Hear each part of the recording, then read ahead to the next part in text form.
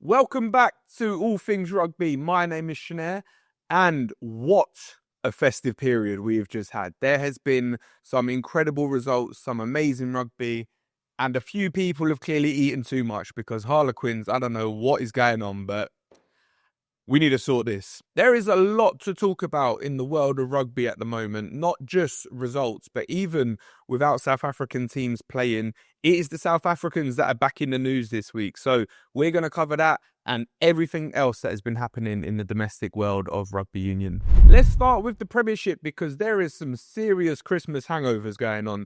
Let's start with Harlequins because I need to get it out of the way before everyone comes for me in the comments. I have no idea what's happening. We have lost all structure. We have lost all want to play. I mean, Cunningham South was going to be England's answer at number 8. He is getting battered at the moment. Marcus Smith has no time on the ball. Our backline's flat. We're getting punished in the scrum. It is, I don't know what to say at the moment, but it's only getting worse. I think we've got Northampton next, so good luck. And speaking of Northampton, you rested that many players and you've gone to last year's champions, and what a display. George Hendy, we called it a couple of years ago. This ginger nut is so good. That one-handed pickup for Pollock's finish. Come on, guys. And Pollock getting a couple. Tommy Freeman in the 13 channel. What? This is, we spoke about this in the internationals. There's so many good wingers at the moment, but you want your best players on the pitch. But he is actually playing really good at 13. And he got a hat-trick against the champions. Is this what we're looking at for the Six Nations? This is wild at the moment. Speaking of wild, Rob Baxter and Exeter. It is so chalk and cheese where they were last year when Rob Baxter stepped into DOR and they brought other coaches in. This year they got rid of them. Baxter's back being a coach and they are flying. Now, you're talking about like Northampton and Bath and they've got superstars everywhere. It's not like Exeter. If you were to pick a Prem 1 to 15, it's not like you would pick many Exeter players to be the best in their position, but they are so much greater than the sum of their parts.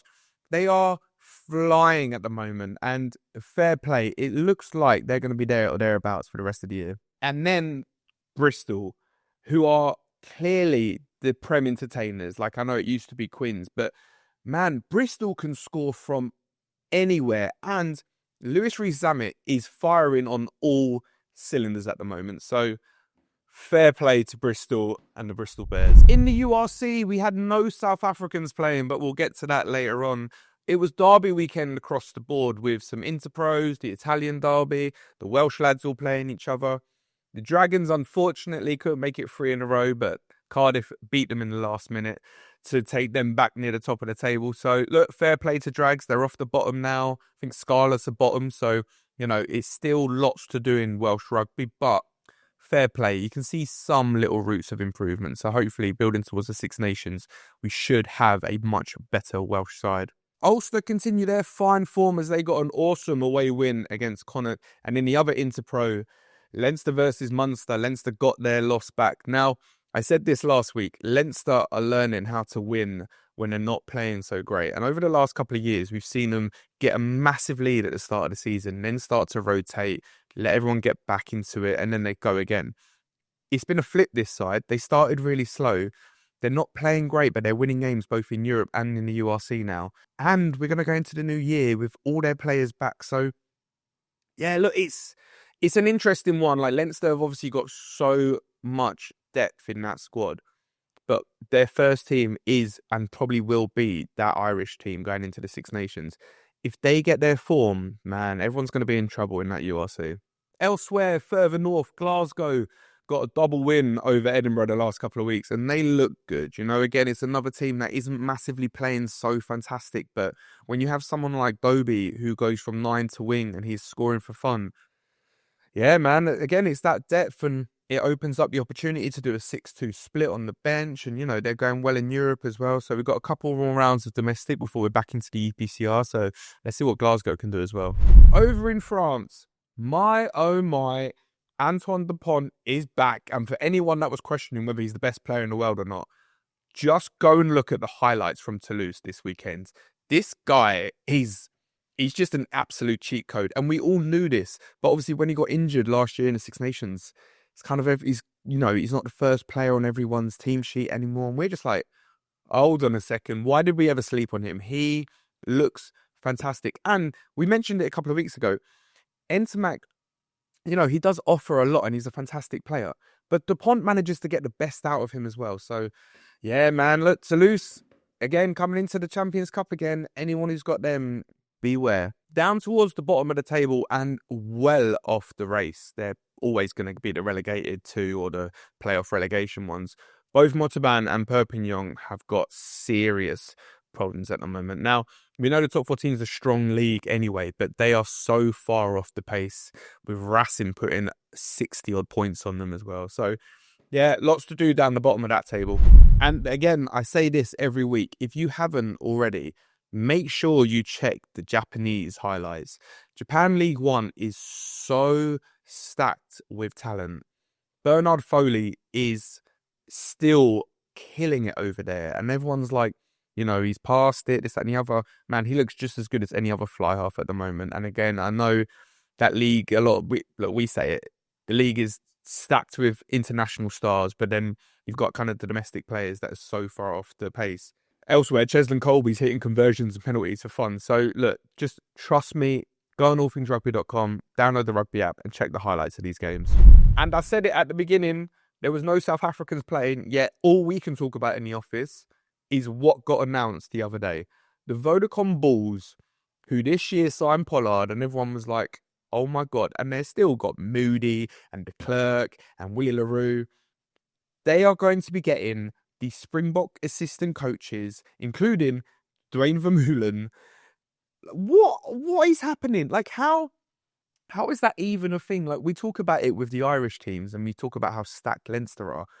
Imagine if you are the Sharks. Imagine if you're Lions and all of a sudden you're like, what do you mean the 4 Springbok assistant coaches are going to go and be helping another team?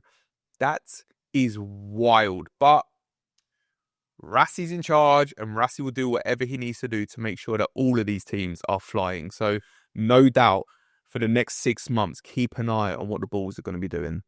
We've also had some big transfer news over the last week. Some we already knew about, but it's finally been announced. Hoskins Sotutu going to Newcastle. I don't know if he's watched any Newcastle matches this year, but look, they need help. They also need a proper good coach in there as well. And there's talks about O'Gara. But yeah, look, I would love him to come to somewhere like a Quins, but he's going to be playing at Newcastle. And look, no doubt they needed to replace Callum Cheek, who's flying at the moment. But yeah, that's a very weird one. You can just imagine he signed for big money. And he's eligible for England now. So that is going to be a really interesting one next year, the year before World Cup as well. And then the other one that we knew about already but got announced, Thomas Williams going to Saracens. And look, Van Zel's been good and obviously just get the ball to Faz and let Faz have some fun with it. But that is a great signing for Saracens, who are there or thereabouts, going to add some serious firepower to that team. Over in the URC, it got announced that Sia Khaleesi is also going to be leaving the Sharks and going to the Stormers. Stormers are 7 from 7 at the moment. They've won 2 out of 2 in Europe as well. They're flying. Let's now add the South African leader and captain. So that's a major signing for Stormers. He said it was personal reasons, wants to be closer to his kids. Fair enough, but it's a big shout for the Stormers, who have already got so many players in the back row. So let's see what happens there. And then the other one that got rumoured for a while now, but we now get it confirmed, Menoncello going to Toulouse. We've just said how good Toulouse look. I mean, their backline at the moment is ridiculous. Let's go and add one of the best players in the Six Nations. So yeah, good luck to everyone. But this is why we need to change the Champions Cup as well. Like, the golfing class is going to be so big next year between whoever finishes 8th in the Premiership. I mean, that might be Quins at the moment, right? It's going to be Quins or Gloucester probably, versus maybe Toulouse. No one needs to see that. So that's it to round up the festive period. We've got loads of games coming over the New Year's as well. So stay tuned to all of our channels to make sure that you are up to date with everything that's happening in the world of rugby. Thank you for watching. My name's Sinead, and this has been All Things Rugby.